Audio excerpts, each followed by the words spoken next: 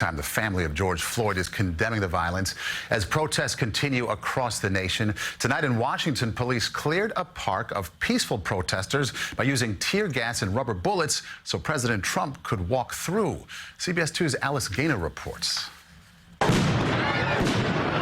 Ahead of the 7 p.m. curfew in Washington, D.C., flashbangs and tear gas were used to disperse protesters in Lafayette Park, across the street from the White House.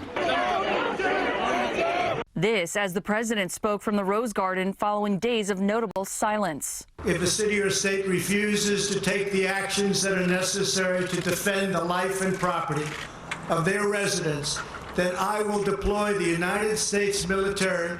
Afterward, he walked across the park to St. John's Church, damaged during protests Sunday night. Earlier on a conference call, he called governors weak for their response to protesters. You have to dominate. If you don't dominate, you're wasting your time. They're going to run over you. You're going to look like a punching jerk. If he can't say something that is going to help us across the nation to bring the temperature down, then he shouldn't say anything at all. More than 20 states had already activated National Guard troops and instituted curfews. And CBS News has confirmed U.S. Homeland Security alerted law enforcement last Thursday about a white supremacist extremist channel inciting followers to engage in violence. This afternoon, George Floyd's brother traveled from Brooklyn to the Minnesota Memorial Site where he was killed 1 week ago, calling for an end to the rioting and looting, asking protesters to keep it peaceful. If I'm not over here messing up my community, come on. Then what are y'all doing? What are y'all doing? Y'all doing nothing. Because that's not going to bring my brother back at all. On Monday, a medical examiner classified Floyd's death as a homicide, saying his heart stopped as police restrained him and suppressed his neck.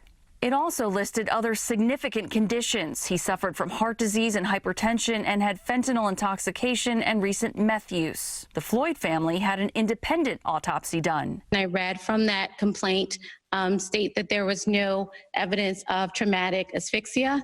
This is the point in which we do disagree. That report says he died of asphyxiation due to not only the officer kneeling on his neck, but also officers on his back. Derek Chauvin, the officer with his knee on Floyd's neck, remains in custody in state prison, charged with third-degree murder and manslaughter. The other 3 officers on scene so far have not been charged. All have been fired.